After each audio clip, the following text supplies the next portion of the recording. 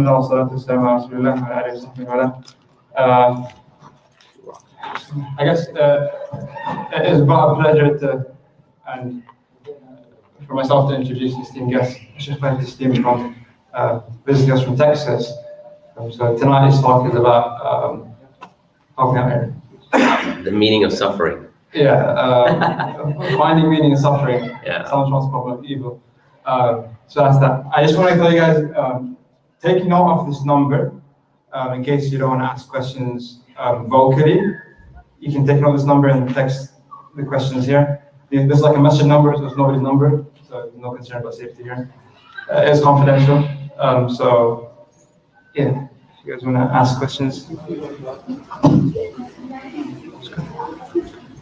I guess it's dead. Doesn't matter.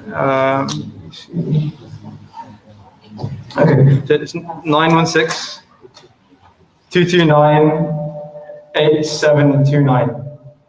Yeah, I'll say that again in a minute. Just in case anybody has questions, that's a confidential way to ask questions. You don't want to vocalize them. So again, 916-229. 916-229-8729. And so I think my role is done here. And I shall. What you can do is just get a piece of paper. Just stick it here. I've done that before. Tell you, whatever you. Okay. Floor is yours. Okay. Bismillah ar-Rahman ar-Rahim. Alhamdulillahi Rabbil Alameen. Wassalatu wassalam ala Rasulil Kareem amma ba'd. So, first off, welcome to tonight's session. Inshallah, what we're going to be speaking about, as was mentioned in terms of the title, it's called Finding Meaning in Suffering, and the subtitle is Islam's Response to the Problem of Evil. Now, I wanted to kind of give this somewhat of a background or a context. And so for the first section, before Isha, I just wanted to read out something that was a certain TED Talk that was done by somebody, and really kind of hone in on this concept of personal suffering and personal loss. And then kind of see what some of the reactions to that particular narration. So let me go ahead and start with that, and then we'll dive into the topic probably in earnest after Isha. But just to get our feet wet, to get some background to the topic itself, I'll start off with this narration. Abdurrahman, did you need anything, or did you need something? No, okay, all right. So just so this TED Talk, if you haven't seen it, it's by Dr. Suzanne Barakat. Some years ago, there was a horrific shooting in North Carolina, in Chapel Hill. So maybe some of you remember it, maybe some of you don't. But there were 3 Muslims that were shot cold dead in their apartment while they were at home. And so she actually narrates how she found out about the incident, because one of those individuals was her brother. Another one was her brother's wife, and the other was her brother's wife's sister, my brother's sister-in-law, and all 3 of them were shot. So she starts off, and really, I mean, you should check out the TED Talk, because I don't think I'll do it justice. But she starts off, she says, it's December 27, 2014, the morning of my brother's wedding day. He asks me to come over and comb his hair in preparation for his wedding photo shoot. A 23-year-old, 6'3" basketball, particularly Steph Curry fanatic. An American kid in dental school, ready to take on the world. When Dia, that's his name, and Yusuf had their first dance, I see the love in their eyes. Her reciprocated joy, and my emotions begin to overwhelm me. I move to the back of the hall and burst into tears. And the second song finishes playing, he beelines towards me and buries me into his arms and rocks me back and forth.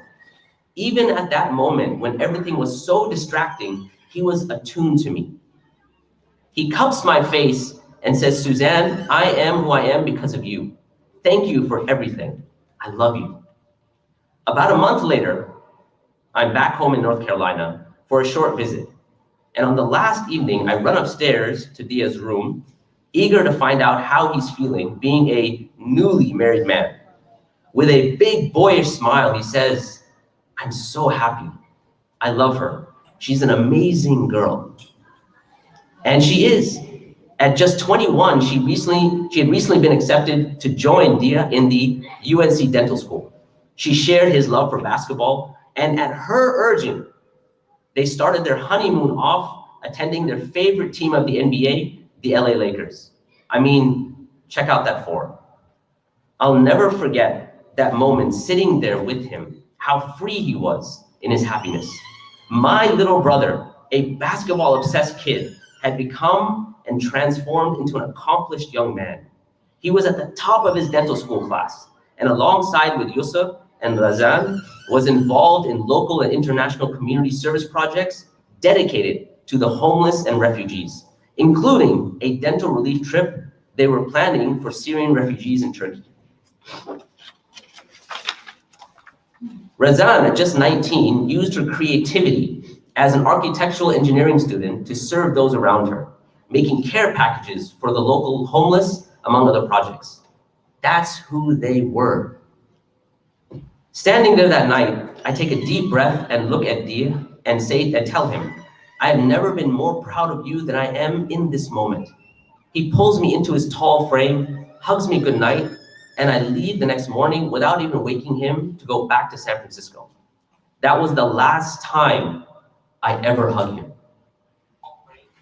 10 days later, I'm on call at San Francisco General Hospital when I receive a barrage of vague text messages expressing condolences. Confused, I call my father, who calmly intones, there's been a shooting in Dia's neighborhood in Chapel Hill. It's on lockdown, and that's all we know. I hang up and quickly Google shooting in Chapel Hill. One hit comes up, quote, 3 people were shot in the back of the head and confirmed dead on the scene. Something in me just knows. I flung out of my chair and faint onto the gritty hospital floor, wailing. I take the first red eye out of San Francisco, numb and disoriented. I walk into my childhood home, faint into my parents' arm, sobbing. I then run upstairs to Dia's room as I did so many times before, just looking for him, only to find a void that will never be filled. Investigation and autopsy reports eventually revealed the sequence of events. Dia had just gotten off from the bus from class. Razan was visiting for dinner, already home with Yusuf. As they began to eat, they heard a knock on the door. When Dia opened it, their neighbor proceeded to fire multiple shots at him. According to 911 calls, the girls were heard screaming. The man turned towards the kitchen and fired a single shot to Yusuf's hip, immobilizing her. He then approached her from behind, pressed the barrel of the gun against her head, and with a single bullet lacerated her midbrain. He then turned towards Razan, who was screaming for her life, and then execution style, with a single bullet to the back of the head, killed her. On his way out, he shot Dia one last time, a bullet in the mouth for a total of 8 bullets, 2 lodged in the head and 2 in his chest, and the rest in his extremities. Dia, Yusuf, and Razan were executed in a place that was meant to be safe, their home. For months, this man had been harassing them, knocking on their door, brandishing his gun on a couple of occasions. His Facebook was cluttered with anti-religion posts. Yusuf felt particularly threatened by him, and when she was moving in, she told Yusuf and her mom that he didn't like the way they looked. In response, Yusuf's mom told her to be kind to her neighbor, that as he got to know them, he'd see them for who they were. I guess we've all become so numb to the hatred that we couldn't have ever imagined it turning into fatal violence. The man who murdered my brother turned himself into the police shortly after, and saying that he killed 3 kids, execution style, over a parking dispute. The police issued a premature public statement that morning, echoing his claims without bothering to question it or further investigate. It turns out there was no parking dispute.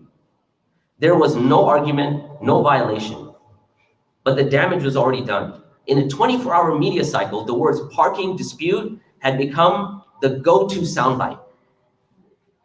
I sit in my brother's bed and remember his words.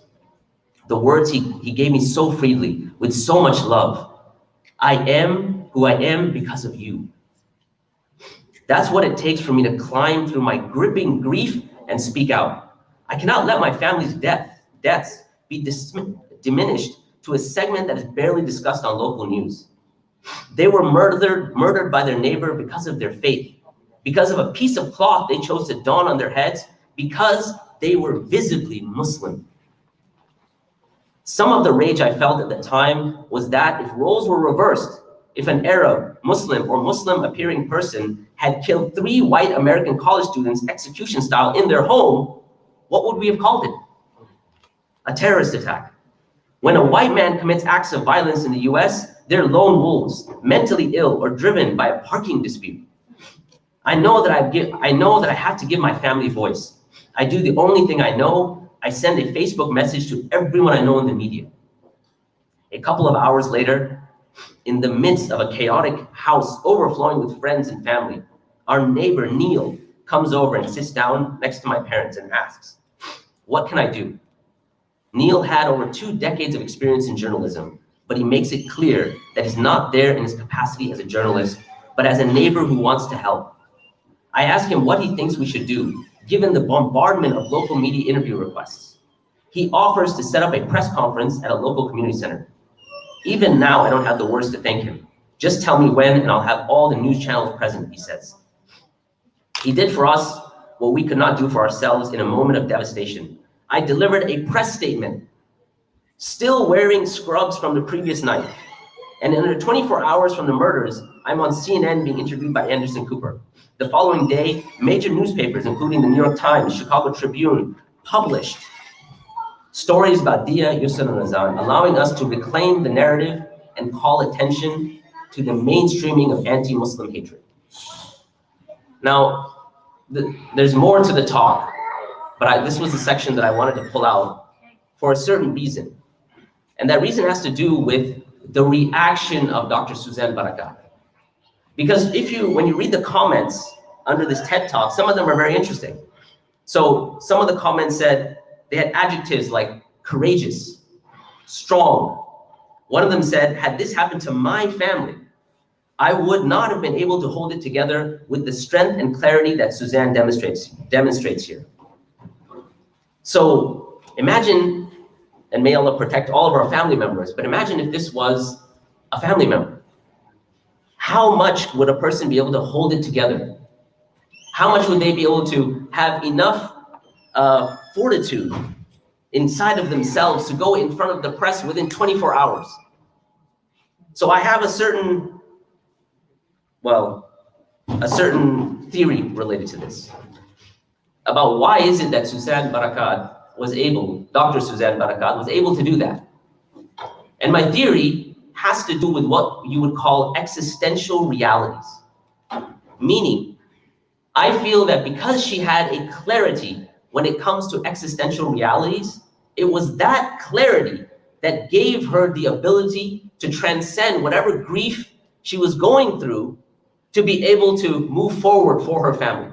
Now, what do I mean by existential realities? What I mean here is that when a person is in that moment of suffering, when someone has a loss and they've lost either something, even something minor, right? Got to a car accident, their favorite car, right? Whatever, the one they just took off the lot, a Tesla, whatever it might be, and they wreck it. Whatever sort of suffering it may be, that all of us give that suffering a certain meaning. Dr. Suzanne Barakat could have capitulated to her suffering and asked the question, why would God do that to me? But when a person gives it that meaning would probably, or is in the context of being an incorrect meaning, and is not the meaning that Dr. Suzanne Barakat gave it. Like I said, she had a clear understanding of existential realities. So again, what do I mean by existential realities? It's something that many of us know about, and if I asked you point blank, you could easily rattle off the answer to me. Questions about your existence. How did you get here? What are you doing here? What's your purpose? And what happens when you die? Because without clear answers to these, a person's suffering, if you take it to its logical conclusion, is absolutely meaningless. Think about that for a second. If I asked you, how did you get here? I think as Muslims, we have a very clear understanding about how we got here. What is our purpose? We have a clear understanding. What happens when you die? There's a clear understanding. Just to elucidate the point, I'll give you a certain thought experiment. Imagine now, and you may have heard this one before, imagine now that as I'm speaking to you, all of a sudden, in the midst of me speaking to you, you black out. And when you wake up, you're on a plane. So I'm speaking to you now, and you're listening to me, and hopefully you're awake. And all of a sudden, you black out. And now when you wake up, you're on a plane. But okay, you're not just on a plane, you're in first class. And the seats are nice and comfortable, very comfortable. And you look outside the window, and there's a beautiful scenery. You know that orange, pinkish hue that's in the sky sometimes? And it's just very pleasing to the eyes. So you look out the window and you have this beautiful scenery. And you're very comfortable. And of course, the temperature is perfect. One of the issues we have in Texas is everyone messes with the air conditioning. And so I have 5 kids. You can imagine the situation in my household. It has a range between 65 and 80 in midsummer, okay? But the temperature for you on this plane is absolutely perfect. And so the temperature's everything's perfect, and a few minutes later, you smell something. They're bringing the food. So whatever your favorite food is, you can fill in the blank here, right? So if you like me, I'm, I don't know if it's a throwback to the fact that I'm coming from Texas, but I like steak, right? So for me, it would be steak or burgers or something like that. Whatever your favorite food is, you smell it, it's coming, and the person drops it off. And as you put it in your mouth, it's the best tasting fill in the blank, right? Biryani, whatever it is that you eat, right? It like melts in your mouth. So here's the question. Would you consider yourself happy in this moment? How many people said, yeah, I would be happy? Raise your hands. Okay, a few people here. A few of the brothers. All right. But here's an extension of the question. Would you have meaningful happiness? Or would there be something that's tugging at you? Because you were sitting in Masjid al-Nur, listening to me speak, and then you black out, and then you end up on this plane. Okay, fine, you get all of the goodies you want and you're comfortable, but there will probably be some nagging questions. Like, how did I get here? I mean, wouldn't that kind of bother you? No? What am I doing? How did I get here? Maybe another question, why am I here? Another question, where is the plane going? I mean, that wasn't answered, right? Who's the pilot? How did I get here? When you think about life, you can think about it from this metaphor of a plane. You come to a certain state of consciousness at a certain age, and those underlying questions you can ask about your very life. How did I get here? Where did I come from? Why am I here? And where is this metaphorical plane taking me? And if those answers aren't clear, and you start to go through suffering, then that becomes very problematic. But imagine now, not imagine, you don't have to imagine, that you have crystal clear answers to those questions. How did I get here? Allah Azza wa Jal created us. Why am I here? وَمَا خَلَقْتُ الْجِنَّ وَالْإِنسَ إِلَّا لِيَعْبُدُونَ. I did not create the jinn and the human being except for my worship, except for my ibadah. And where am I going? I'm going to die. I'm going to be judged. Crystal clear answers. And when you have answers, existential answers that are clear, then you can give your suffering a certain correct meaning. Not the meaning that we want to give it, but the meaning that Allah subhanahu wa ta'ala would give that suffering. So what I wanted to do was to delve deeper into some of these questions, those existential questions, and expound upon them. Because when we speak about finding meaning in suffering, one issue that arises is a certain, what you can call, logical problem. That's known as the problem of evil. That's the logical form. And the logical form is like this. It goes back to David Hume, and perhaps even before that. So this logical problem of evil is, if God is all loving, all good, right, all merciful, and he's all knowing, and he is capable of anything, then why would he let evil exist? Because if he's all loving, he would not want evil to exist, because he's all loving. If he's capable or if he's knowledgeable, he knows that that evil exists. And if he's all capable, he can stop the evil. So why is there evil in the first place? Now, I'll be really honest. This logical form of the problem was quite prevalent within Christian history from the very get-go, because there's a certain problem in trying to solve it within Christian theology, or rather Christian theophilosophy. But within the Islamic world, you don't find this problem coming up until you have the importation of certain types of Greek philosophy, right? So some people trace it back to the Mu'tazila, the group that kind of took what you call aql over naql, that rationale over the revelation. But nevertheless, this is what's known as the logical form of the problem. And to be very honest, it's not that difficult to solve, especially from an Islamic worldview, from an Islamic paradigm. Why? Because there's an assumption here. The assumption is that Allah has 3 attributes, the ones that I mentioned. But are those the only attributes of Allah? No, of course not. In fact, Allah has many names and attributes in the Quran. He is, if you read the Quran, you go through it, you'll find that he's not just 3 things, or these 3, he doesn't have just 3 attributes. These 3 attributes, by the way, for your own information, it comes from what's known as perfect being theology. And when philosophers tried to come and try to rationalize what are the attributes of God that we can come to a conclusion with just by way of cogitation, just by way of thinking really hard. But we know from our tradition that the only way to know about Allah, or who Allah subhanahu wa ta'ala is what He tells us. We know Allah by what Allah tells us who He is. We describe Allah by what He says, not by what we perceive or what we think Allah subhanahu wa ta'ala is. So in this logical form of the problem, the simple solution is, look, that Allah subhanahu wa ta'ala has many names and attributes. One of them, for instance, is Al-Hakim, that He is the wise. He's maximally perfect in His wisdom. And by the way, don't get thrown off by the term maximally perfect. I'm using it to fortify a certain concept. And that concept is that we believe that Allah's names and attributes, that Allah is maximally perfect in His names and attributes without any deficiency in any of His other names and attributes. So He's maximally perfect in His rahmah, and He's maximally perfect in the fact that He's al-adl, that is in His justice, and He's al-wudud, He's maximally perfect in His love, right? And so on and so forth. Right? He is, and so on and so forth. He's al-bar and so on and so forth. Okay, so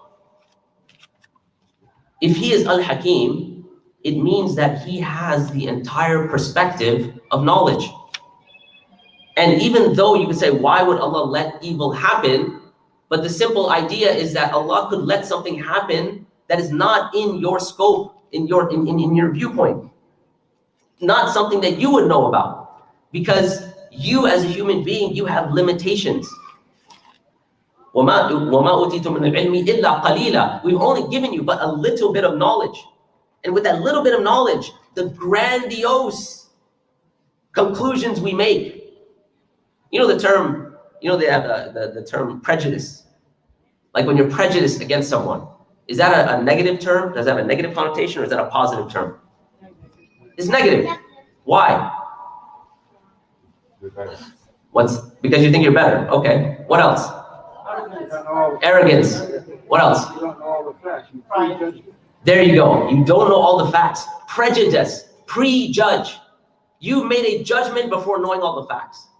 When you see something as evil, you've made a prejudgment before knowing all the facts, because you don't know all the facts. Wallahu ya'lamu wa antum la ta'lamun. Indeed, Allah knows and you don't. And so the simple solution is to say, look, this isn't a logical problem at all. Because it could be that there's something outside of your knowledge that you don't know as to why Allah subhanahu wa ta'ala put you into a certain position. Okay, when someone is suffering and you go to them and say, man, I've got the logical solution. You see, here's the three attributes. Here are the three attributes you mentioned, and here is the logical solution. Ta-da! Do you think that will be satisfactory to them? No. No way. Someone whose mother has died from cancer. Someone who has watched their mother die of cancer for months and months and months. Someone like Dr. Suzanne Barakat. Someone who, whatever sort of issue someone might be going through. What are they going to tell you? That's it? You're going to throw the wisdom card at me, man? That's what you're going to do? And so there's a second dimension to this problem, what we call the emotive aspect of this problem. And that's what I'm going to highlight, inshallah, after Salat al-Isha. So we'll go ahead and stop here, and we'll come back for the major section of the talk, in fact, and that has to do with the emotive problem of evil, and specifically looking at the meaning of suffering that Allah subhanahu wa ta'ala would like us to have. Jazakumullah khair. Subhanakallahumma wa bihamdika ashhadu an la ilaha illa anta astaghfiruka wa atubu ilayk. So we'll break for Isha real quick, and then after Isha we'll continue, and then after the program, food will be served. So food will be served after the program.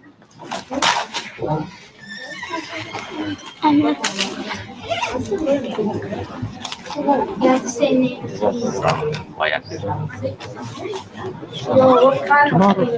session is that going to be streamed? So I didn't see those. Because one of my daughters is sick, so I don't hear.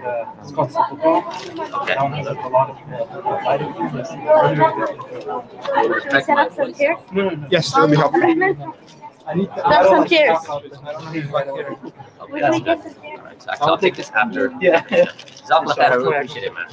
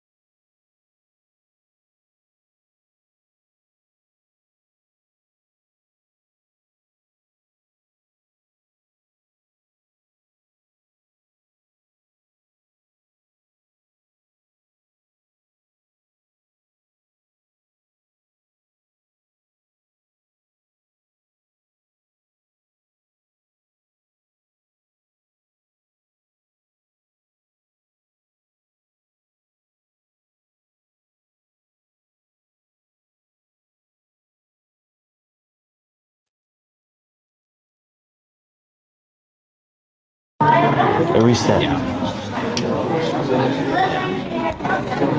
I think they're good here. There are a lot of We need more on the guy's side, actually. So, of course, tomorrow, inshallah, because today's not Need somebody take pictures for me. Okay. Need to ask some sister, right? Abdurrahman, sit down. Here? Yeah. Sure, we'll give some people some preview. So, How is it? because a lot of these issues are not. Boom. You like it? Sure. Right.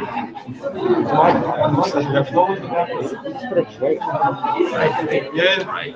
So the purpose of the course is to empower not me coming out here, but someone like yourself, right? So that you have the tools to be able to. We can because I'm only one person. So, but I'm trying to. Inshallah. And this problem, by the way, is not just limited to all over the world, right? Especially. Yeah, of course.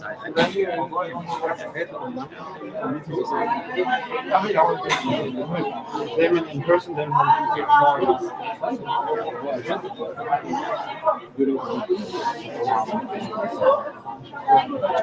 Yeah, but I think from our perspective, the most important issue is to manage how to make sure that the young people and old people, they don't lose their sense. That's our main thing. So, inshallah. Take this off and give me a second. it's like, how do you? It's good. Oh, good, yeah. Wait, please. Why look good either way? Does the light camera look good? Why is it off? Switch the thing on. No, it's on. Huh? It's not on.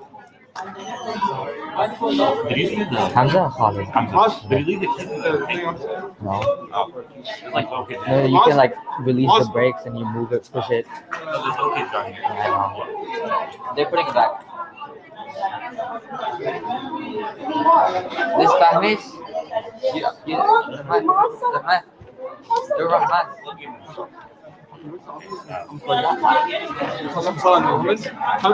Hamza, movement is the last one, right? Last one, the first one.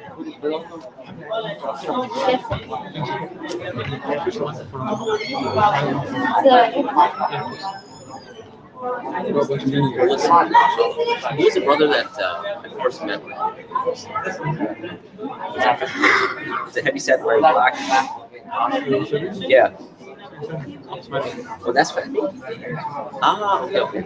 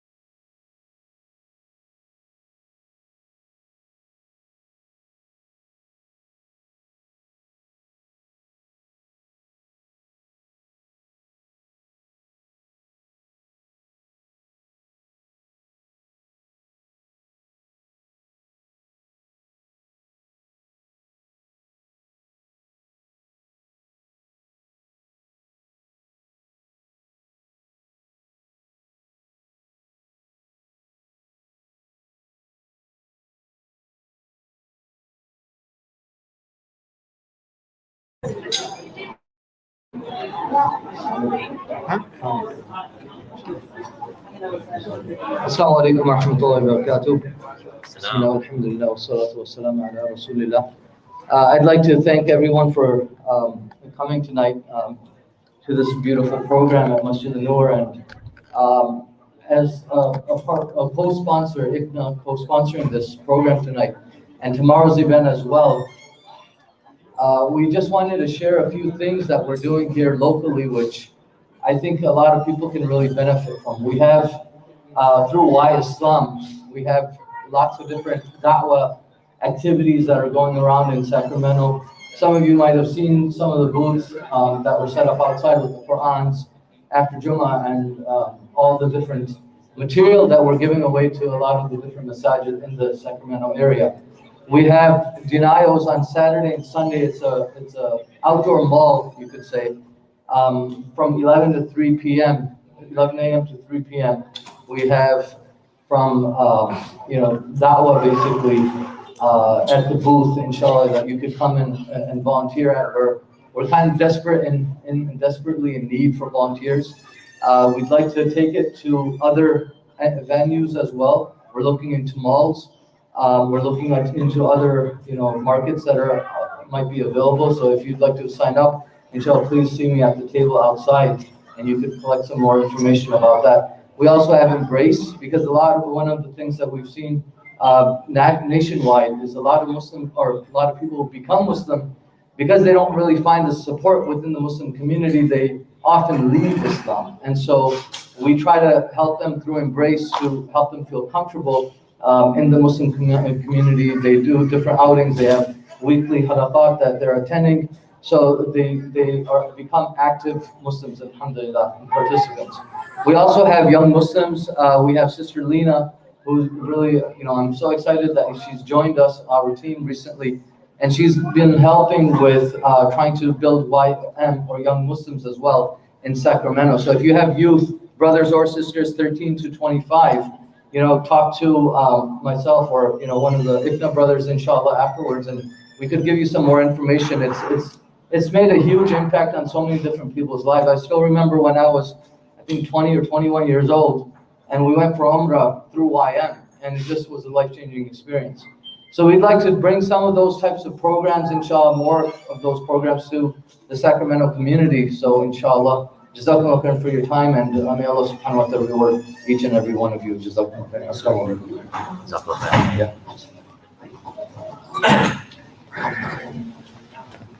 All right, shall we continue? Yes. All right, like one yes, the entire audience. Okay. Bismillah ar-Rahman ar-Rahim, alhamdulillah rabbil alameen, wassalatu wassalam ala rasulih al-kareem al-Fahad. So I just mentioned to Brother Abdurrahman that would you mind if I actually got up and walked around, or is that considered uncouth? Is it aib or something for me to walk? He said, no, it's okay. The reason is because while I don't mind, speaking for the next hour or whatever it is, but I think it'd be more beneficial if we actually made this somewhat, as much as possible, interactive, right? And I think that helps in the pedagogical process, in the process of learning, right? Yes. So if I start to pick on some of you, don't get too flustered, inshallah, all right? So I'm just giving you a forewarning. And I love picking on people in the back. Just FYI. All right, so let's continue, inshallah, in earnest. Let me see if I can set myself up. All right, can you hear me still? Yes. Good.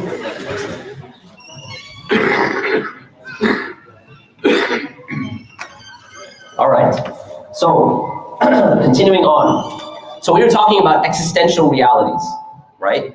And we said that those existential questions, if a person has clarity in those existential questions, then they can handle and they can deal with certain types of issues that arise within their lives. So what I wanted to do next was actually plug into some of those questions, all right? So some of those questions would be, like, who are you? What's known as, what you could say, anthropology, right? The study of man, but here we're speaking about you as a human being. What makes you, you? That's our first question. Second question has to do with what we call teleology. By the way, this is kind of a preview to tomorrow's class. So these fundamental kind of questions we're asking, we're going to be expounding upon them tomorrow to be able to empower you to deal with shubuhat, to deal with those intellectual, spiritual, emotional, and psychological doubts that come about when you're in the middle of whatever it might be, whether you're online, whether you're speaking to someone, whatever it might be, to empower you. We'll be dealing with that in the course tomorrow. So anyway, so number one, we said, what makes you you? Number two, has to do with your purpose. What gives your life meaning? Why are you here? Your teleology, right? And then, of course, we'll speak not only about that, we'll speak about who is Allah subhanahu wa ta'ala, because that becomes very important in our discussion. And finally, in terms of the meaning of this, of life, or the meaning of you and your purpose and all of that, it's important to speak about the nature of this world, right? The nature of this, the temporary nature of ad-dunya. All right? So let me start off with, who are you? So, who are you? Robert Anderson. Robert Anderson. Okay, who are you? Omar Farouk. Robert Anderson, Omar Farouk. And am I allowed to call the sister, or is that? Okay, all right. Who are you? A servant of Allah. She got you there, brothers. All right, servant of Allah. Okay, and then you said your name was? Robert Anderson and Omar Farouk. Okay, one more. Let's get one more sister. Who are you? A little bit louder. Raza Kazi. Okay. I want you guys to imagine something, okay? Let's say tomorrow they make a law, and in this law, they require you to basically change your name. For whatever reason, they say, okay, if you're Muslim, you have to change your name to something that isn't so, whatever. So maybe Robert can keep his name, but the rest of y'all, you got to change your names, okay? Does that change who you are? Does it change who you are? Does it change who you are? This could happen only in France. The brother said it can only happen in France, not here. Give it time. We've seen some crazy things. Okay, it's not going to change who you are, right? Okay, let's give a different example. Let's say, and may Allah protect all of us, you get into a car accident and you lose your arm. Are you still you? You lose your other arm. Are you still you? You lose your legs. Are you still you? Yes. Okay. What makes you, you? Is it just your material body? Oh, so some people got it. Your soul. Allah subhanahu wa ta'ala, He mentioned something. He says that وَلَا تَكُونُوا كَالَّذِينَ نَسُوا اللَّهَ فَأَنْسَاهُمْ أَنفُسَهُم. Do not be like those who forgot Allah, so Allah caused them to forget themselves. So if you think about the quintessential people, or the typical person who would forget Allah, you think of what? Like an atheist, if we're taking it to its extreme. So if an atheist has forgotten Allah, doesn't remember Allah, doesn't care about Allah, do they forget themselves? Do they forget to brush their teeth in the morning? No. Do they forget to, I don't know, go to work, go to school? Do they forget to plan for college? Okay, so what does it mean that Allah would cause you to forget yourself? What do you think? If we forget Allah, we will forget ourselves. Okay, well, what does that mean, ourselves? They forget the purpose of their creation, and they don't contemplate it. Okay, they forgot the purpose of the creation. They didn't ask for this question that you asked for. Okay, Why good, crazy? good. Why they crazy? Why They forgot their teleology, right? Yes. Okay. What else? Any of the brothers? Y'all are silent, man. The dynamic's a little different in Houston. I don't know, maybe because we're conservative. No. All right. Brothers, what does it mean to forget yourself? Wait, sisters, you gotta give the brothers a second. Yes. Okay, you just stole her answer, man. That's what she just said. No, that's good. The purpose, okay. But the thing is, what I'm asking here is more of a question related to what we call ontology. Your absolute, what makes you you is the question that I start off with. And many of you answer that correctly. Your soul. If you take away your material body, there's still something that makes you you, right? And that reality, right, that a lot of people, when they think about it, they call it a consciousness. That consciousness that's rooted in your ruh, in your soul, that is what makes you, in fact, you, not your temporary material body. This is just a sheath around who you really are. وَنَفَخْتُ فِيهِ مِنْ رُوحِي. And Allah subhanahu wa ta'ala blew into him the soul, the ruh. And then the angels bowed down to Adam alayhi salam. I want you to think about that for a second, because that's very important. Even Adam alayhi salam, when he was created out of mud and clay and all of that, he had an empty shell. In fact, there's a hadith where the Prophet ﷺ mentions that shaitan was circling around this empty shell and practically kicking it, right? And perhaps getting more and more arrogant, saying, Ana khayrun min, right? I am better than this. But what was shaitan missing? That material body was not only, that's not the only thing that what Adam alayhi salam was constituted. That was an only constitution. He had a deeper reality. And that deeper reality has to do with your soul. The thing that makes you, you, is in fact your ruah, your soul. And so when it comes down to understanding suffering, without a discussion about spirituality, about connecting with the one that created you on a spiritual level, you're going to be missing out. Because what in fact makes you, you, is much more than just your material body. Can I mention an interesting point of Arabic grammar? Because, you know, my wife always tells this to me. She says, you know, when we start going down the path of Arabic grammar, it bores everyone to death. So, but she's not here. So I'm going to do it, if that's okay. All right? And I think you'll find it interesting. In the Quran, they have a certain phenomena. There's a certain phenomena called iltifat. Anyone familiar with this? Okay, so a few of the sisters, brothers, anyone familiar with iltifat? What's known as grammatical shifts in English. So if you have, let's say, you know, there's a sentence in the first person, and all of a sudden it shifts to the second person, or second person to third person. All right, for those people who have studied English grammar, what am I talking about? When I say first person, what does that mean? Me, I. Me, I, right? Us. Okay, second person? You. Okay. Third person? He, she, they. He, she, they. Very good. In Surah Al-Sajdah, I want you to pay attention here. Allah subhanahu wa ta'ala says, الَّذِي أَحْسَنَ كُلَّ شَيْءٍ خَلَقَهُ وَبَدَأَ خَلْقَ الْإِنسَانِ مِنْ طِينٍ. That it is He, yani Allah subhanahu wa ta'ala, who perfected everything which He created and began the creation of man from clay. What is this, first person, second person, or third person? Third person, right? Okay. ثُمَّ جَعْلَ نَسْلَهُ مِنْ سُلَالَةٍ مِّن مَّاءٍ مَّهِينٍ. And then He made His posterity, in other words, their generations, out of an extract of liquid disdain. Just give me a brief translation. First person, second person, third person.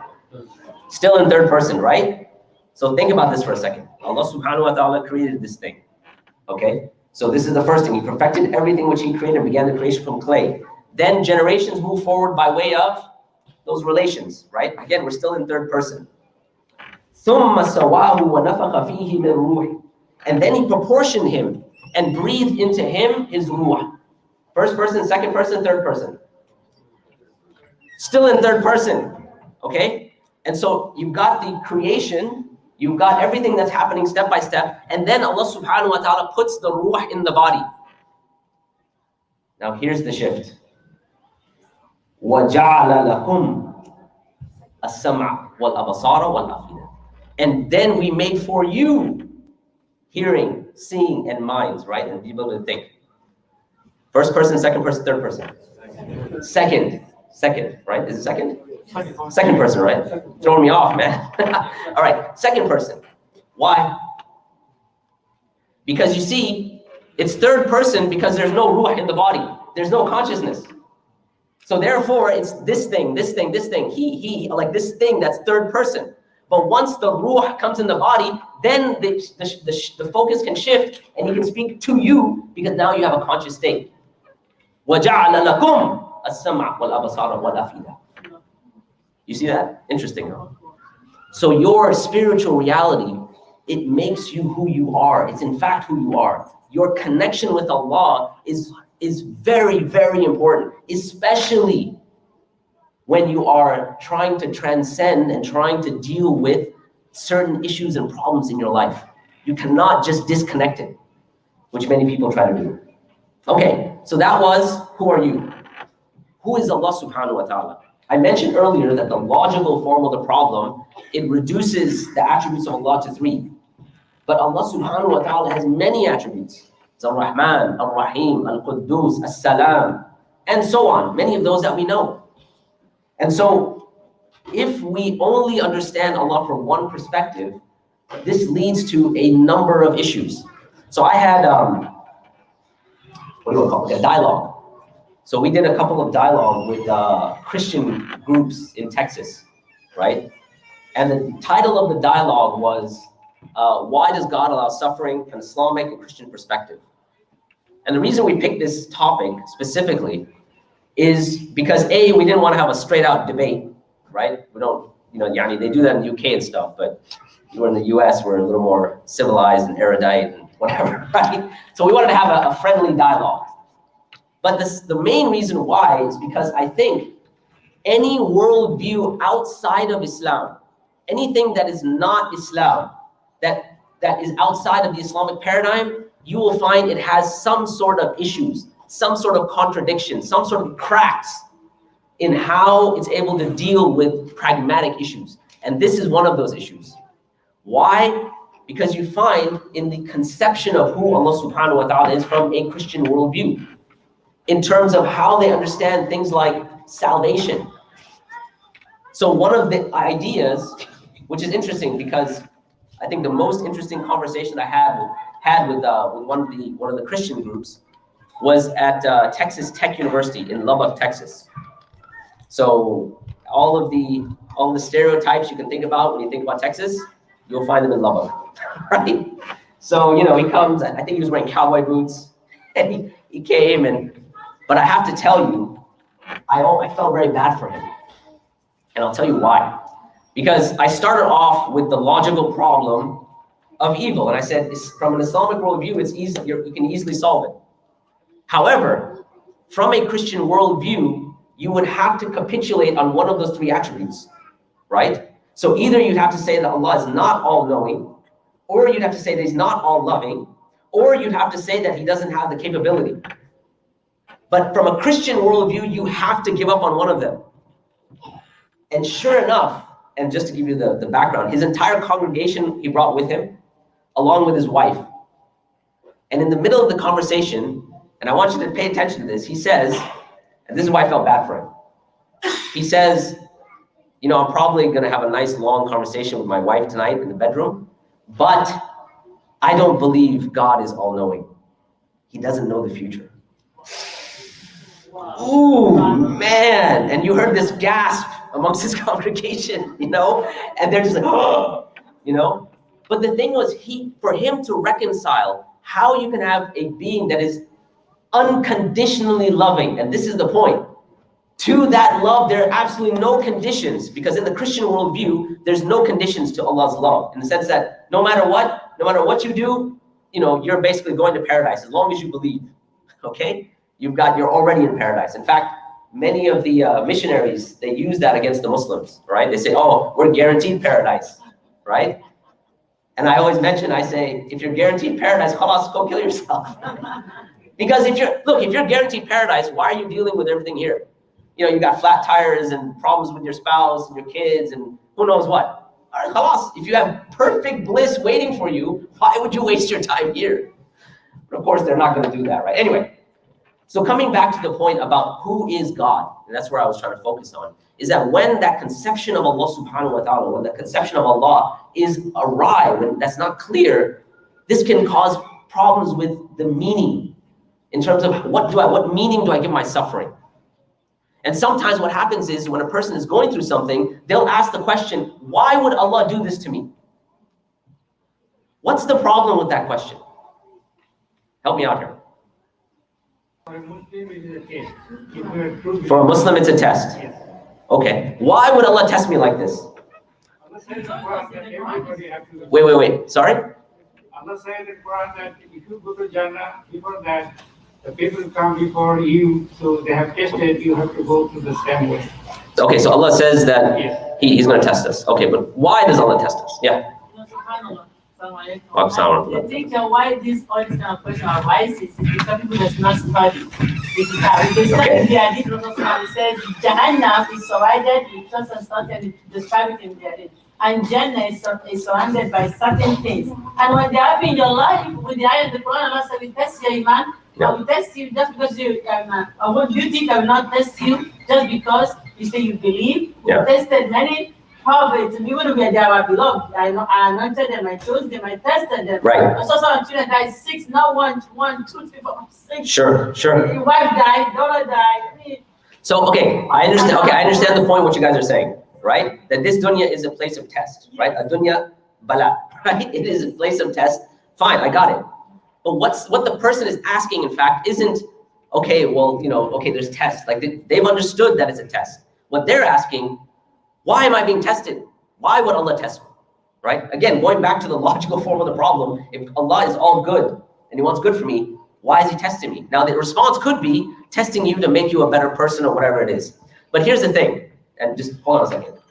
The thing is that there's a couple of issues here that have to do with kind of foundational understanding of who Allah is. Because this question comes from a certain worldview. The worldview that we find ourselves in has a number of inputs from a lot of different philosophies and theories and worldviews, ideologies. One of those you could say is like liberalism. Liberalism has a foundational kind of idea, and that is that you own yourself. And so the person asks a question, why would Allah do this to me? What's the assumption? You own yourself. But do you own yourself? No. Inna lillahi wa inna ilayhi raji'un, right? To Allah you belong, right? He is the one that owns you, right? So just like, if I had this cup of coffee and I just poured it down the sink, you'd be like, hey, you shouldn't do that. But it's my coffee. I'll do whatever I want with it, right? As they say in Texas, I do what I want, right? I do what I want with my coffee. But when it comes to Allah, all of a sudden it becomes a different dynamic. So understanding who Allah subhanahu wa ta'ala is, from the fact that He has dominion over everything, that He is the one that wants the best for us, that He's more merciful than our own mothers. All of those attributes have to be clear, and a person has to know Allah and be closer to Allah by way of that spiritual understanding of who Allah is, by way of connecting to the Quran, right? I mean, I think it was phenomenal that you guys have actually finished the Quran today. May Allah accept it from all of you. Allahumma ameen. Ula ameen ya jama'ah. Right? So that sort of connection, understanding who Allah subhanahu wa ta'ala is, that He's maximally perfect. Okay, moving on. The next one. What's our purpose? I think people kind of are already clear on this. We mentioned earlier. Mentioned it before. What was it? The Ibada. Okay. What is Ibada? Wait. Okay. So hold on a second. I'm gonna have to put on my teacher cap now. Let's see hands, inshallah. Okay? Because everybody's throwing out answers. Okay. So I see a hand there. Yes. Bismillah. Whatever Allah subhanahu wa ta'ala mentioned in the Quran and the Prophet Muhammad instructed to do, whatever we do in this world, everything is considered as ibadah. Okay, so everything is ibadah. Everything we do, everything Allah orders us to do. Yes. Okay, good. Yes, there are some hands here. Yes, there. Nice and loud. So to be an ibadah means to know Allah subhanahu wa ta'ala. Very good. And to worship Him to that level where you actually know Him and to be a Rabbani Khalifa. Okay. So Allah said, I'm going to put a Khalifa on the earth. Okay. So that's the purpose, like you have to know Allah. Okay. Okay, good. So to be a Khalifa, to know Allah, they're very good. Yes, Abdul Rahman, you're itching to get in on the conversation. Bismillah. So to uphold whatever, or to, how do you say this? To embody whatever He teaches, whatever He taught you to do. To embody whatever He taught you to do, whatever Allah subhanahu wa ta'ala wants to do. Okay. Okay, good. And the worldly matters. Okay. So, yes, sister. I just want to add to what my sister said. I think the three components to know Allah is to worship Allah, to know Allah first. So because I said, don't be far from the compliance of it.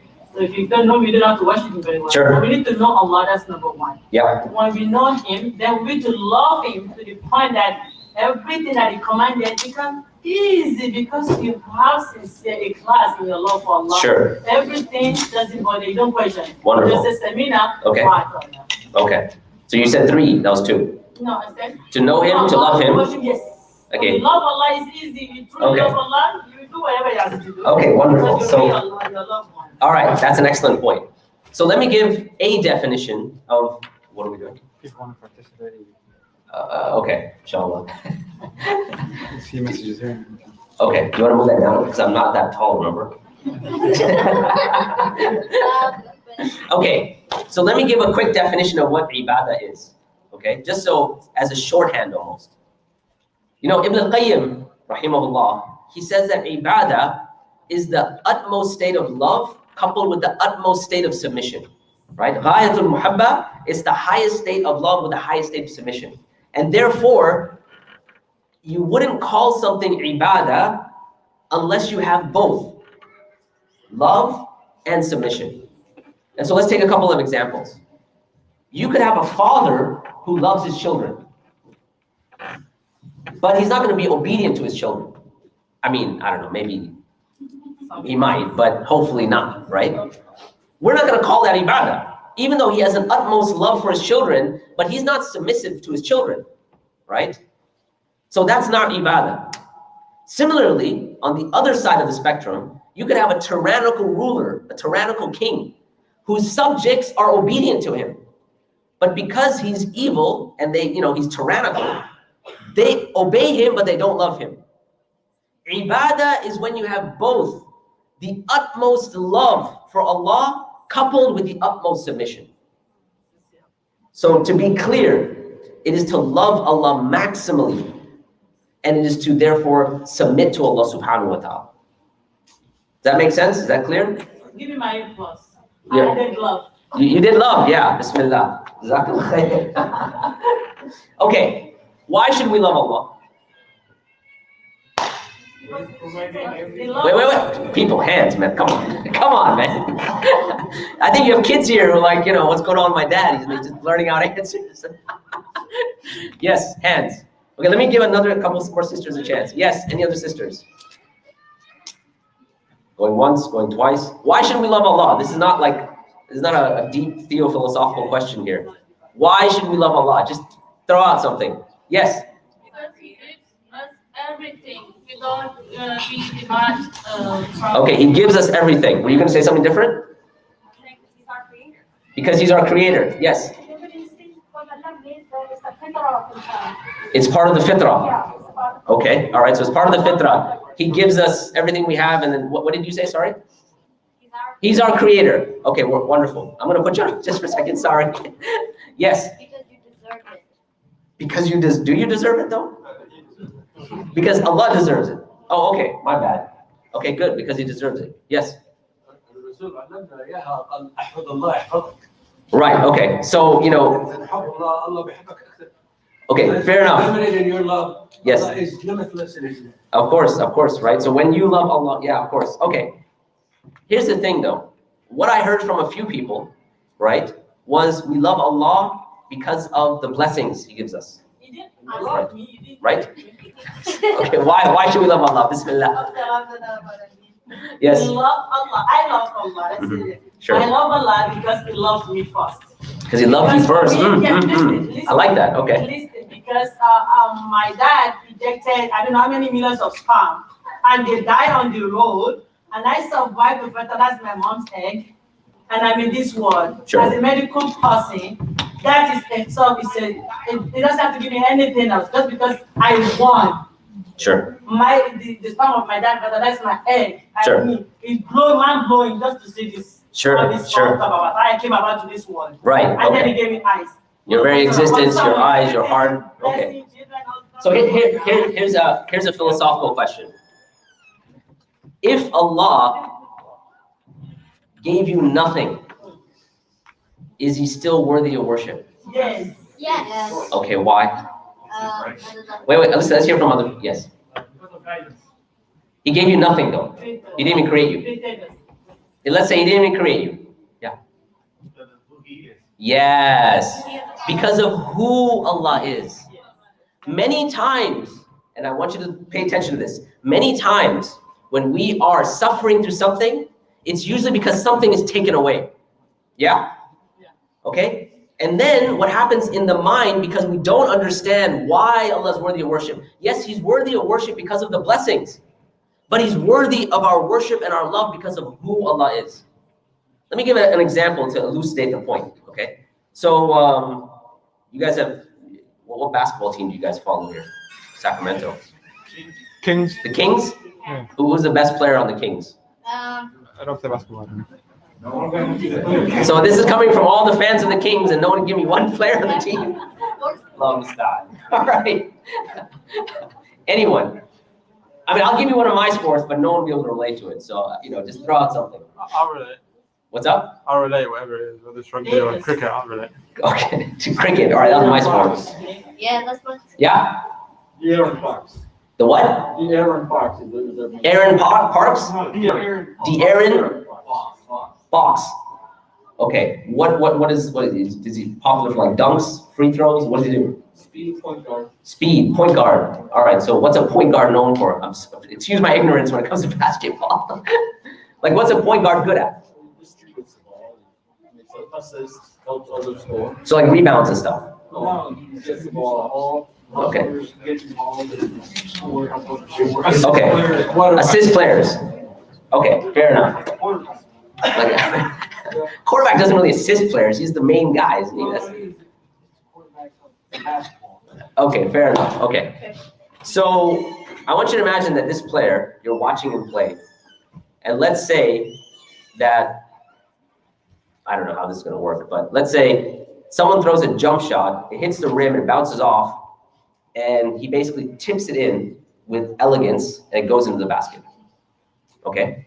Now, when you see that, it's almost like you're seeing beauty, right? Because of the fact that you saw this and your team got a basket, and he did it with almost like effortless execution. So when you see that, what's your gut reaction? You stand up, you cheer.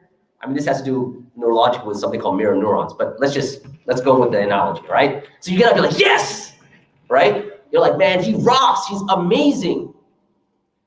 Okay, what was his name again? Aaron Fox. All right, De'Aaron Fox. Did Mr. Fox give you anything? No. Did he come to your house and be like, here you go? And that's why you're like, wow, you're amazing. No. You appreciated his ability because of his ability, right? Because of all of the time and effort and days and months and years that he put together in perfecting whatever that assist was. And you appreciate it. You praise it. That was amazing. Of course, the highest example is Allah. I'm not trying to compare that. But if that's true for a basketball player, that you appreciate that, what about the one who created the entire universe? What about the one that allows you to sense and see and feel? What about the one that puts you in a place like this that allows you to worship Him? All of these qualities is not about that Allah gave you something. It's about who Allah is. So when it comes down to recognizing Allah subhanahu wa ta'ala, yes, we worship Allah, and we praise Allah, and we love Allah for the blessings. But it's not limited to that. We worship Allah for who Allah is. Because He is Ar-Rahman, Ar-Rahim, Al-Quddus, As-Salam, and so on and so forth. Because His attributes are maximally perfect. And that's who Allah is. That's when we say that is the being that's worthy of worship. Right? That's why the term hamd, right? Alhamdulillahi Rabbil Alameen, hamd is used, right? What is hamd? Thana wa shukr, right? It is to praise Allah and it is to be grateful to Allah, right? To praise Allah for who He is, to be grateful to Allah for the blessings, right? Okay, that's the second. That was the second of our existential questions. The third, which is the nature of this world, ad-dunya. So here's the thing. One of my teachers once said that this dunya, this world, that this temporary place, it's as if Allah subhanahu wa ta'ala is giving you a little bit of taste of paradise, because but pure bliss you will never know. But you get a little flavor of it. And at the same time, you get a little bit of taste of the hellfire, because pure punishment, you can't know. It's unimaginable. And so your state in this dunya is that you are tasting sometimes part of that bliss and sometimes part of that punishment. Would you agree with that? So I was going to mention something, but I'll have to save it for tomorrow. It's a bit explicit. So, but in Surah Al-Kahf, Allah subhanahu wa ta'ala, He describes Jannah. Makithini fihi abada, right? That in Jannah they will be makith, forever.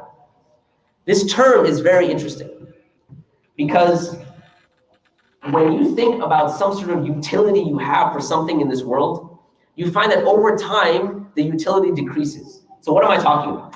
Let's say you go off and you buy a new car.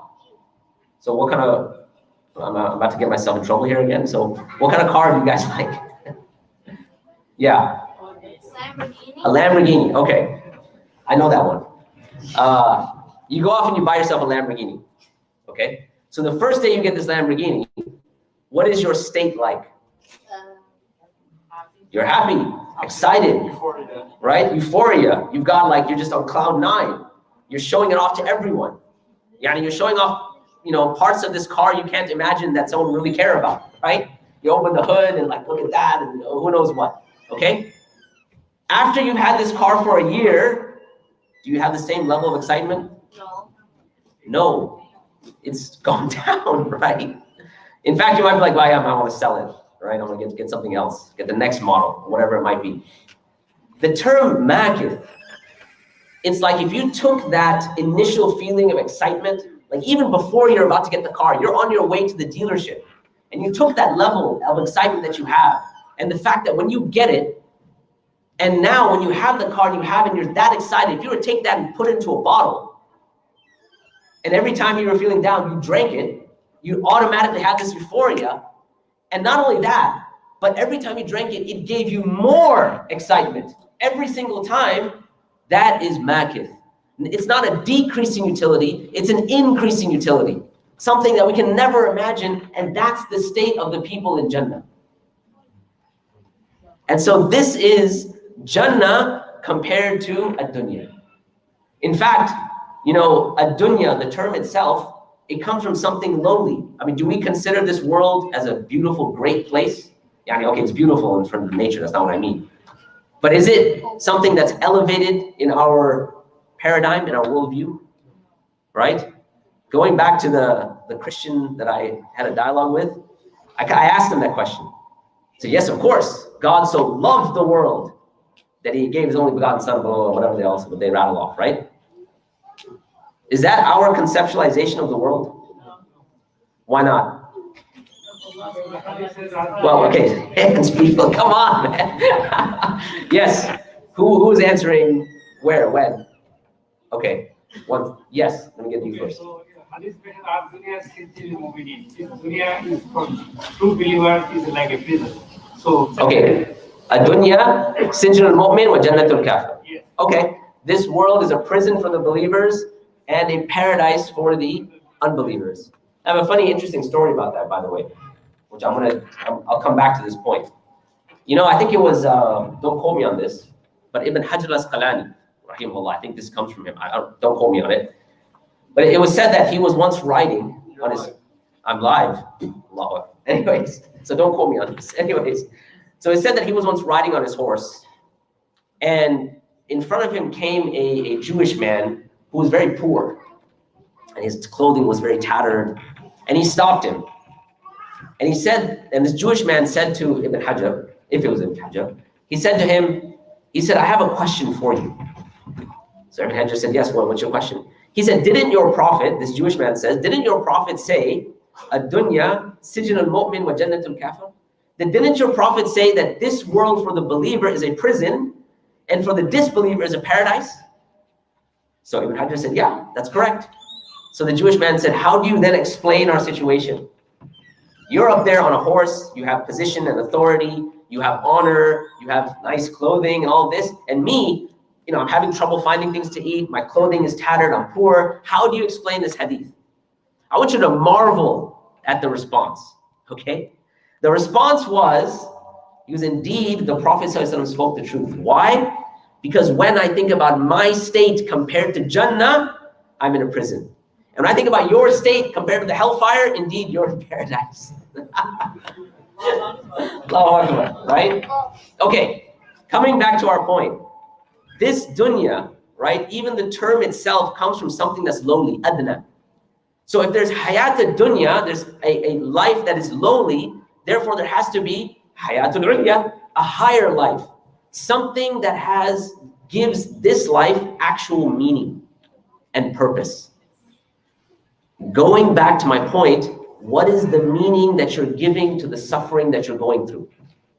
It has to be attached to that which comes after you die. Otherwise, it becomes meaningless. Does that make sense? Yes. So the nature of this world becomes extremely important. Okay.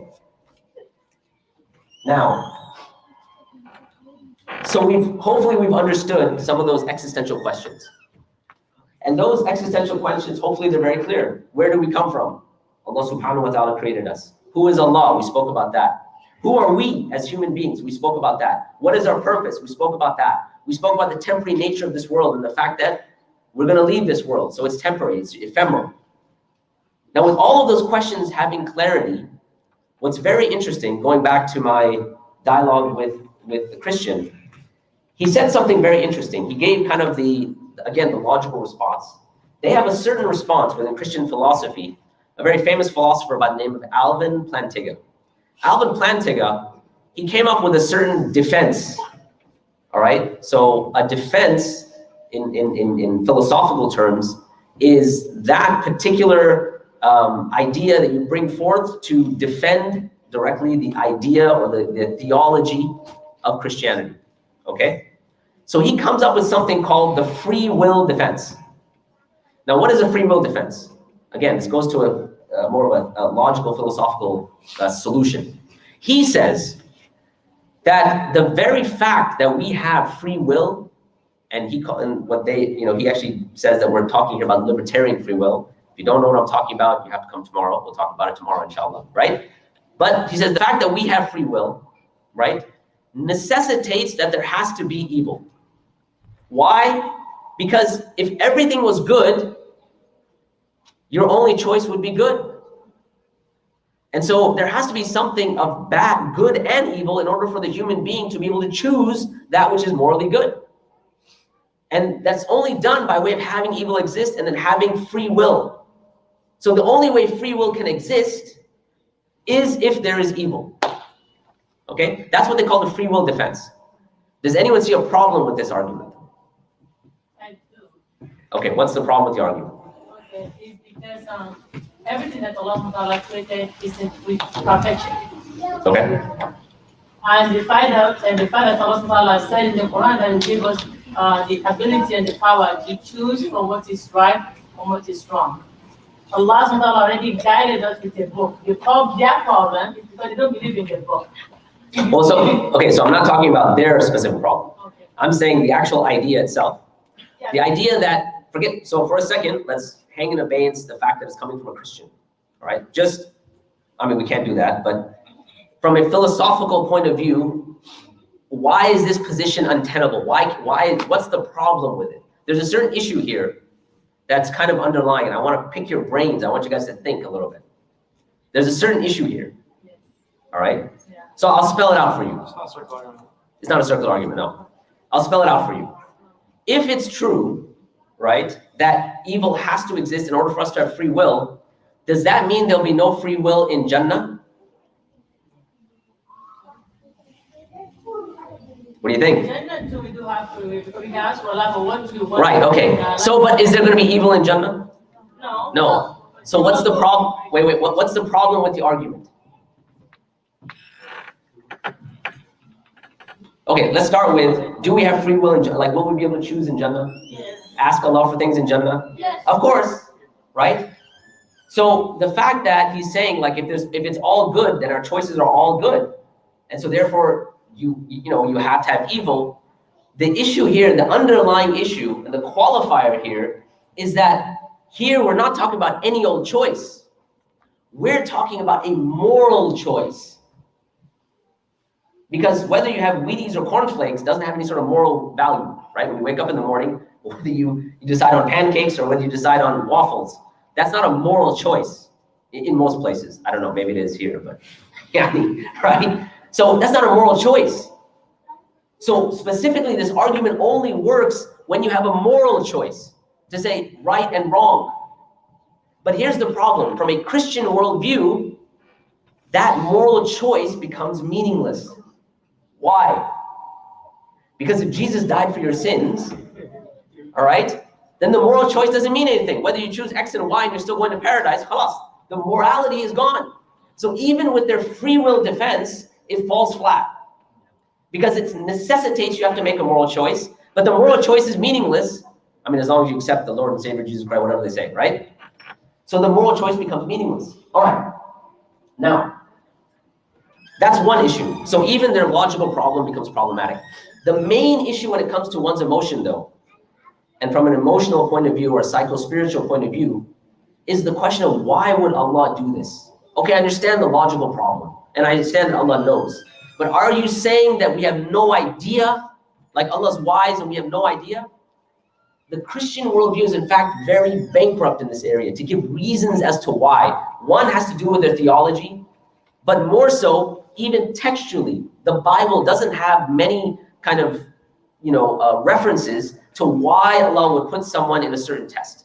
Whereas the Islamic worldview is almost pregnant and replete with reasons as to why. Not all the reasons, but reasons why Allah would put you in a certain situation. Why Allah would cause you to suffer.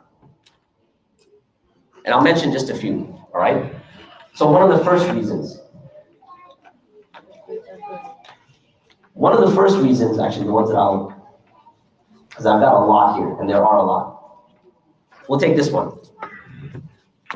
Sometimes Allah will put you in a certain situation, in a certain dilemma, in a certain point of suffering, because He wants to invoke within you or increase within you compassion. This word in English, compassion, comes from compassio. Passio means to suffer, right? Even the term passion means to suffer. So that very famous movie, The Passion of Christ? It didn't mean like the passion of Christ. It meant the suffering of Christ, right? Compassio, to be at one with someone's suffering. In fact, even for those of you who speak Urdu, the word in Urdu, hamdardi, is to be at one with someone's suffering, right? Hamdardi, to be at one with someone's pain. So sometimes Allah will put a person in a certain situation so that they can appreciate what a person is going through next time that person goes through that. There's a statement from Isa alayhi salam found in the narration from Imam Malik, where Isa alayhi salam is quoted to have saying, people are either living in times of ease and well-being or facing tribulation. So be merciful to those who are facing tribulation and thank Allah for your own well-being. From the Muwatta of Imam Malik. In other words, sometimes you'll be put in a situation and the purpose isn't necessarily directly you, but it's to invoke within you compassion. I'll give you a kind of a personal example. Many years ago, I used to live in Virginia. And I remember, this is many, many years ago, so I'm going to date myself now. It was midwinter. There was a snowstorm, and the reason I'm saying I'm going to date myself is because these are the days where they didn't have cell phones. Okay, so I feel like, man, he's old. Okay, so they didn't have cell phones. I didn't have a pager either. Okay, middle of the snowstorm, I have my newborn with me, my first son, right? So I have 5 kids, alhamdulillah. It's my oldest son, but he was an infant at the time. He's in the car seat in the back, and I was driving somewhere. And I started to think, I'm like, the car's slowing down, and I realized that I'm running out of gas. Midwinter, middle of a snowstorm, it's like coming down like crazy. Again, no cell phones at this time. So I pull over on the side of the road and I'm like, okay, so now what am I supposed to do, right?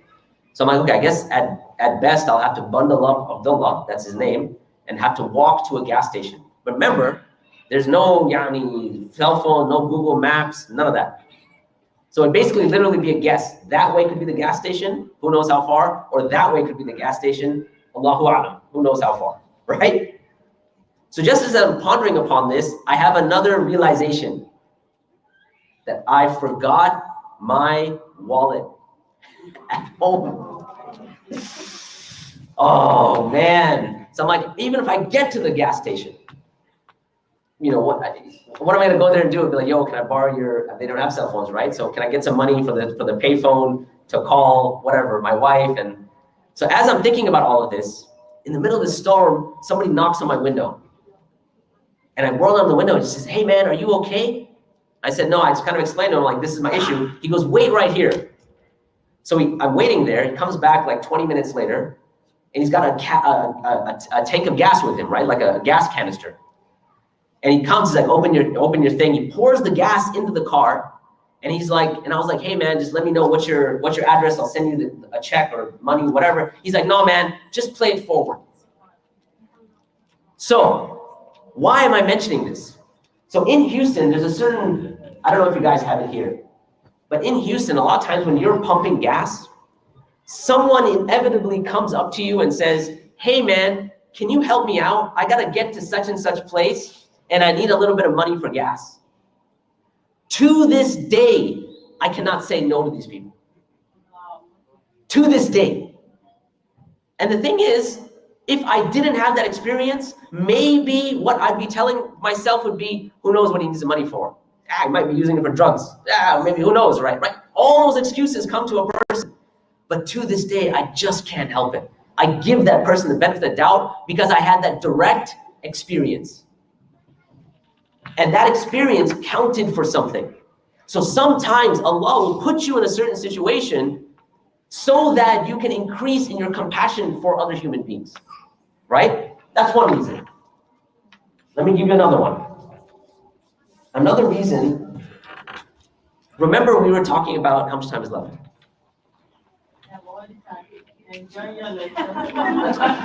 Yeah. Okay, that's fine. Inshallah. So he said we have 2 hours left. No, I'm just kidding. 3 hours. Just kidding. Did not say that. Okay, so another reason why Allah subhanahu wa ta'ala sometimes puts a person in a position or has a person go through some sort of suffering. Sometimes, remember, we spoke about the nature of this world, the nature of this dunya. Sometimes a person is so immersed with the temporal world that they start to forget Allah subhanahu wa ta'ala. And Allah wants to shake this person up out of a love for this person so that they can be reminded of Allah. Many years ago, I came out to California. There was a fundraiser down in LA. And this was, and when I say many years ago, I'm talking about 2008. Anyone remember 2008? Yes. Okay, yes. Few people. I'm not that old yet. Okay. Anyone know what happened in 2008? Something major. What happened? The crash, right? The financial downturn. Okay. So I came out in 2008. I was here for a fundraiser, not here, but LA. So I was here for a fundraiser, and the one of the mashayikh who was there, he was telling a story about a person who had lost everything in the Silicon Valley. Okay. So 2008 comes around. This person basically lost, all of the money that he had for retirement. All of his money, it was just gone. So he had to sell his house. I mean, y'all's houses are very expensive up here, I've heard. So, some $1 billion house, whatever it is. Texas property is cheap. So anyway, so he had to sell his house. Okay? Sells his house, takes his kids out of private school. He's basically got all his stuff in the car and he's moving, basically. He's probably coming to Texas. Okay? Okay. So he mentions this, and this is the sheikh that's mentioning this. He said that as I was so distressed, like, what am I going to do now? I have, I had this amazing life with all of this wealth and all of this money that's completely gone. He goes, as I was driving away, I said, let me just stop by the masjid. He says that I walked into the masjid, and he goes, when I went into sajda, I started to bawl, I started to cry. And I've never cried like that in my life. And I just poured my heart out to Allah. And he says, and this is a few years later, when he was speaking to the Shaykh, he says, Wallahi Shaykh, if I had to give all my money again for that one moment that I had with Allah, I would do it again. For that one moment. So sometimes Allah will put you in a certain situation to bring you back to His worship, to bring you back to that submission and love to Allah subhanahu wa ta'ala. Right? Okay, so I think we're gonna open up for Q&A now. There's many other reasons, by the way, and I mentioned this to some of my Christian friends and things like that, but there's a lot. You know, some people, when they talk about why do children die in some other place, and you know, you speak about martyrdom. I'll tell you one more. You know, sometimes a person passes away and they're in a certain situation, Allah, and you'd ask like, why would Allah let that happen, or whatever it might be. And the Prophet ﷺ mentioned various states of martyrdom. So someone that's killed in an earthquake is considered a shaheed, right? And by the way, what's the status of a shaheed? They're going to paradise, inshallah, right? So it's not just warfare, but you could be, so one of those states, and this is the last story I'll mention, one of those states is when a woman is giving birth to a child and she dies. So there's a hadith that mentioned that this person has died the death of a martyr, of a shahida. So when my first son was born, you know where this is going, right? This is very early in my practice of Islam, so I just want to qualify that before everyone starts throwing things at me, okay? So very early on in my practice of Islam, I was studying, it was very early on, and I remember, so I was in the hospital, and I'm there, and you know, my son is born, and my wife's entire family is there. So her father and her mother and all of her sisters, yani, the whole clan, right? And so I'm there, and I'm holding Abdullah, and I look at my wife. I'm like, wouldn't it be awesome if you just like died in this process because you go straight to Jannah? Woo! No, man, that's not your doing that. No, you don't want to say that. Okay. Okay, but justifiably, you understand what I was, because I was like, you would get to go to Jannah. And I love you so much that I want Jannah for you. No one really made that connection, yani, right? Anyway, so that was a hard lesson for me. Not really the best timing, so I had to work on that. But a lot of situations when a person, let's say we say, why would these children die in an earthquake? Sometimes because Allah loves a person, they put them in the state of martyrdom. Someone gets, you know, like I was in, right after the shootings in New Zealand. I had gone, like with Ira, in fact. And what's really phenomenal is that after those shootings happened, you had almost 500 people a day coming to visit the masjid. 500. And the community there has just suffered like people being shot in the middle of Jum'ah. And so now they don't know. So we were sent down there to assist them. And we would start at like 5 in the morning, go all the way to like 10 o'clock at night. And we're just talking to people, they're coming in to offer their condolences, coming in to find out about Islam. I can't tell you how many people took their shahada. It was insane, right? But the point is, one sister I remember, and I'll end with this, promise. One sister I remember, she says, I'm not sad because of the people that died. I'm sad because I wasn't one of those that Allah chose to go to Jannah. And maybe I can repay that by giving dawah to these people, right? So sometimes Allah puts you in that situation or causes that death because He loves you and wants you to go to paradise. Okay, we'll open up for Q&A now, inshallah. So how are we doing Q&A? This thing's off. Are you going to remain standing or Do you want to sit down? What to do? I don't know, man. You guys have rules and stuff. You have to stand on your hands.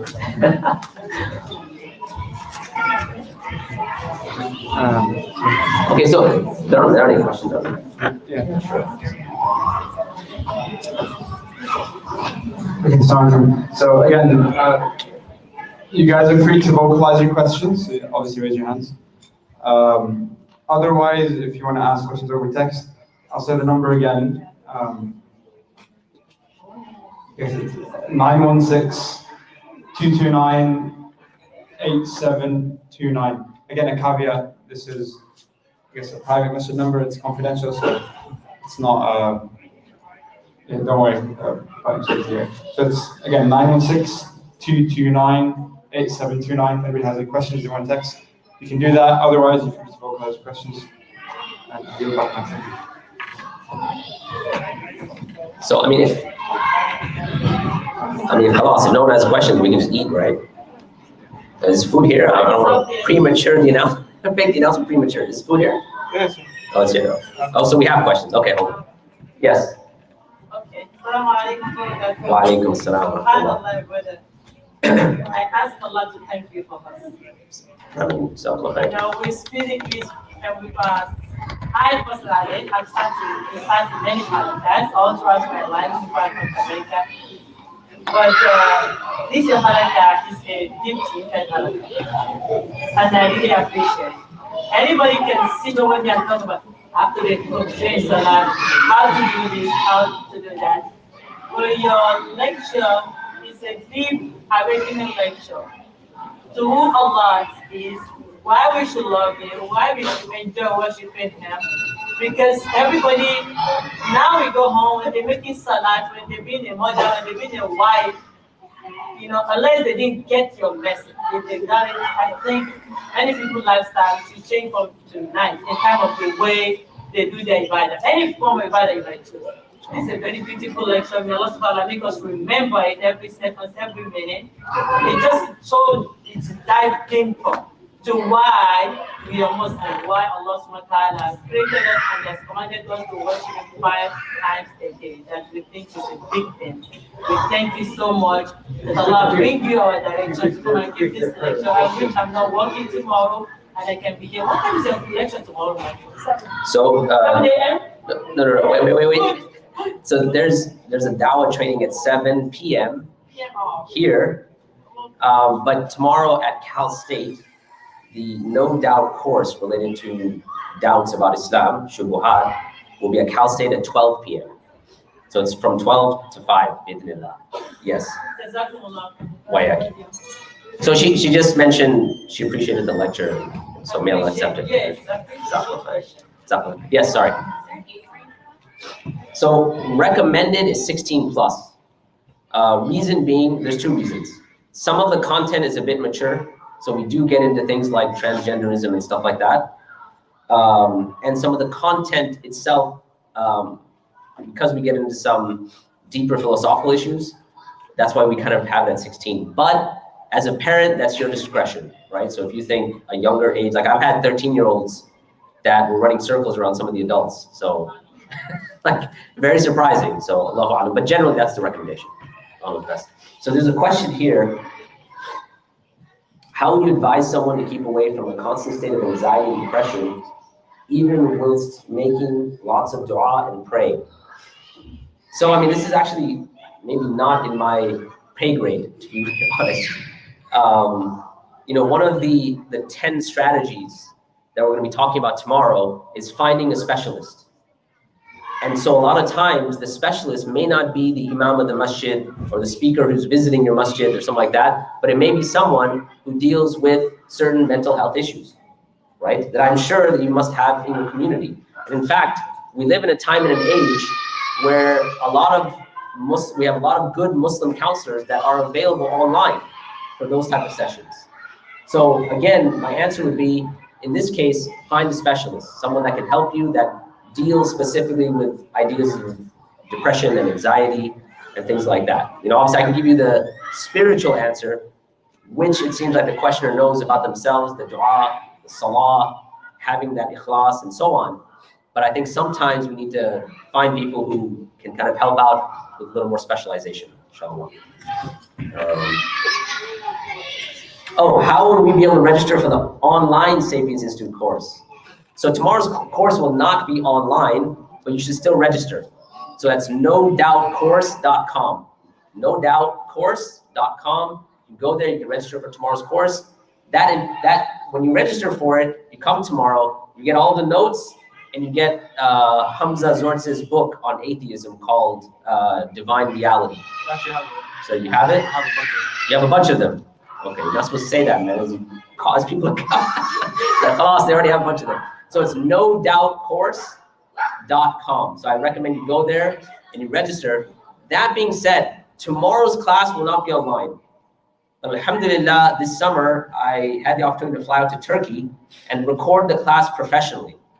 So it will be available as a course within the next month or so. We just finished editing all the videos and we've put it on a learning platform. And so we're just going through, actually I'm the bottleneck in the process because I have to give them certain information. But it will be launched soon, inshallah, along with a book entitled No Doubt, 10 Strategies about how to deal with your and other people's doubts. Bi-idhnillah. So please keep us in your du'as. There's a lot of projects that are in the pipeline. May Allah make it easy for all of us. But we hope that we can benefit all of you by one of these projects. I would highly, highly, highly recommend you come tomorrow because I'm quite sure the content tomorrow that we've spent 2 years in research, not only academic research, but as I mentioned in the khutbah today, we have a service called Lighthouse Mentoring. You can see that on our website, sapiensinstitute.org or lighthousementoring.org, where someone can come and book a 1-hour free session with myself or Hamza or a few other people as if they're having doubts about Islam. So we launched this last Ramadan. And in Ramadan, we got booked all the way to 2022. Like immediately they filled up. And so we've been having these sessions since then, and just the remarkable amount of data that we've been able to collect and use to formulate this course, I'm quite confident that this course, you will not find anything like it because of the fact that Allah gave us that opportunity to use that data. And obviously we have academics within our midst to be able to research the issue. So I'm highly recommending you come tomorrow. If you're a parent, if you're a teacher, if you're a student, if you're a young person, if you're an old person, at some point, you will need that information, bi'idhnillah. So, anyway, I think that's all for the questions here. Yes? You mentioned the other 2 events. Sorry? On that note, you mentioned the other 2. Oh, the other 2 events. So there's 2 more events, and we'll conclude there. The other event is going to be the Dawah Training, which will be here tomorrow night at 7 o'clock, right? Sorry, 7 to 7:30. 7 o'clock? Okay. So tomorrow night will be, so the Dawah Training is going to be related to the event the next day as well, which is the open house. You see all these posters around you, the freestanding displays. So this actually takes you on a journey through the life of Isa alayhi salam. So you start with number 1, 2, 3, 4, and you notice from the Quran and from the Sunnah, it takes you through a clear vision of who Isa alayhi salam was, who Jesus was, when you go all the way through. And we've had a profound level of success when we did this exhibition in a number of places. But the thing is, in order to make it as good as we possibly can, we want to make sure that you have the tools that when people come and start to ask questions, that you can kind of navigate those questions. So that's why we decided on having this Dawah Training tomorrow evening to empower you and equip you for the guests that you're going to be bringing to the masjid, and even for yourself. Like, there's certain Dawah principles that if I asked you, I think you may stumble a bit. Now, I'm not saying that as from a state of arrogance. I've been in that situation, right? So that'll be tomorrow at 7 o'clock, 7 p.m., that Dawah Training. And the open house the next day will be from 11 a.m. to 3 p.m., right? So make sure you bring your neighbors, your friends, non-Muslim colleagues, whatever it is, invite them over. It's very soft dawah. A lot of times people say, oh, I don't want to bring my colleague because you're going to try to shove Islam down their throat. No, just going to come here, have some mehndi or some henna, have some food, and they can just walk around and just read for themselves, right? So with that said, we're going to close here. Jazakumullah khair. May Allah subhanahu wa ta'ala bless all of you, bless your families, and give you the best of this life and the best of the afterlife. Subhanakallahumma wa bihamdik. Ashhadu an la ilaha illa ant astaghfiruka wa atubu ilayk. Wa jazakumullah khair. Wassalamu alaikum wa rahmatullah. So just to close off, the food we serve outside, I guess around the corner for both men and women, inshallah. Other thing, I do want to shout out to the Dawah committee that put all this together and effort in. Specifically, I can do it right now. Whether the brothers team or the sisters team, they've all been good, especially Abu Bakr, who actually hurt himself to and I just want to get you. yeah, that's right. If you have any questions, you can come see me or see. Good.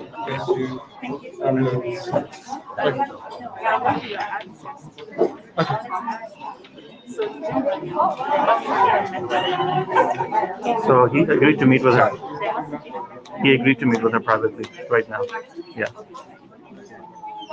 This?